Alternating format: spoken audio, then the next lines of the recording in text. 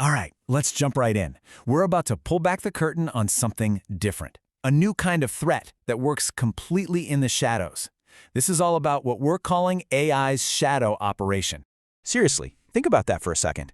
How do you stop an attack when it just looks like a normal day at the office? We always think of cyber attacks as, loud, a smashed window, a blaring alarm. But what if the bad guy has a key card, smiles at the security guard, and just walks right in? That's the puzzle we're digging into. We're going to take you right inside the discovery of this brand new cyber playbook. And the wild part, it's not about hacking a system, it's about manipulating it, basically turning its own intelligence against itself. So, where does this story even begin? Well, not with some big explosion or a massive system failure. Nope, it started with a whisper. Just this subtle pattern that some very sharp analysts over at the AI company Anthropic picked up on. An invisible anomaly. And what's so interesting about this is how they spotted it. It wasn't your typical breach detected alarm going off. It was something called behavioral anomaly detection. They weren't looking for a broken lock, you see. They were watching for someone who was already inside the building but acting weird. Imagine a security guard who sees a librarian, someone with full access, checking out hundreds of totally separate books about, say, city plumbing, and then electrical grids, and then public permits. Each single checkout, totally fine. But when you see the whole pattern, something's up. It points to a much bigger, hidden plan. And this is a perfect way to picture what they were seeing. On one hand, you've got random misuse. It's messy, chaotic, all over the place. That's just noise, stuff that happens. But on the other side, that's what they found. Structured probing. Everything was methodical, persistent. It was clearly strategic. This wasn't some kid just messing around with a new tool. This was an architect carefully drawing up a blueprint. So, what does this methodical probing actually look like? Well, it's not a battering ram at the front door. It's something way smarter, way more subtle. You could call it an attack by 1,000 questions. And here's the absolute key takeaway. The AI system itself wasn't broken. It wasn't hacked. It was just manipulated. The attackers were using the AI exactly the way it was designed to be used. And that is what makes this whole thing so incredibly tricky to stop. The tool worked perfectly. The real problem was that nobody was watching how it was being used. It's just like that librarian analogy we talked about. An attacker wants a top-secret blueprint, but instead of trying to break into the vault to steal it, they go to the AI librarian and ask hundreds of totally innocent, separate questions. Hey, can you tell me about the building's plumbing? What about the wiring schematics? Where are the public permits filed? The AI, seeing each question in isolation, just gives the harmless answer. But the attacker, they take all those little answers and piece them together to build the exact blueprint they were after from the start. And yeah, the official analysis backs this up completely. The report said the system was manipulated through carefully structured task framing.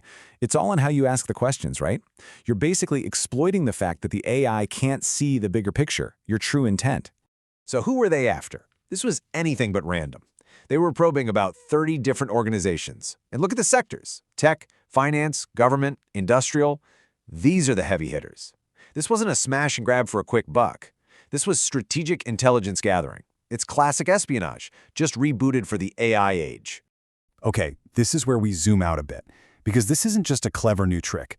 This represents a fundamental shift in how fast and how big these cyber operations can get. It's what we're calling the machine speed shift. Just look at the difference here. A human analyst, no matter how brilliant, works one step at a time. You're limited by time, focus, and how much coffee you can drink. But an AI-powered operation, it's doing everything at once, in parallel. It's running 24/7, completely automated.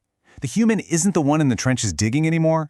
They're now the supervisor, overseeing a massive fleet of automated digging machines. And to put that into perspective, in the time it takes a single human analyst to carefully go through one system configuration, an AI-driven workflow can chew through hundreds of them. It's finding patterns and connecting dots at a scale that we just can't compete with. So what does all this mean? It means AI is a massive force multiplier. Think about it. Operations that used to require the resources of a whole nation-state, we're talking teams of experts, tons of infrastructure, can now, potentially, be pulled off by a much smaller, nimbler group. The barrier to entry for really sophisticated cyber ops has just been lowered dramatically. This whole new reality forces us to ask a really tough question. Why is this even possible? Why are we so vulnerable? And the answer isn't some bug in the AI's code. The flaw is in our approach. And that leads us straight to the heart of the problem, the governance gap. And this chart, wow, it just lays it all out, doesn't it? On one side, you have AI capability just shooting for the moon. It's growing exponentially. But on the other side, our rules, our safety checks, the frameworks we have to manage this powerful tech, it's lagging way, way behind. And it's right inside that gap. That's where these new threats are born. Look, if there is one thing you take away from all this, please let it be this. The real, immediate risk isn't some science fiction evil AI waking up. It's the much more boring but much more real danger of incredibly powerful AI tools that are simply ungoverned. They're being used by people in ways we just haven't planned for. Okay, so that's the problem. It's a big one. So, what on earth do we do about it? Well, it means we have to completely rethink what defense even means. Let's take a look at what defense needs to look like in this new AI era. Our whole defensive strategy has to change. It's not enough to just build a higher wall around the castle anymore. We need to install security guards and cameras inside the castle. This means we have to start treating AI not just as a piece of software, but as a privileged user, like an employee with a high-level security clearance. We have to watch its behavior, the sequence of tasks it's doing, not just the data going in and out. It's all about creating these internal checks and balances that can spot when something's wrong, even if the AI is technically just following orders. And that really is the question that this all boils down to, for all of us. Our tools are getting smarter and smarter, at a pace that's almost hard to comprehend. The real challenge now is, are our rules?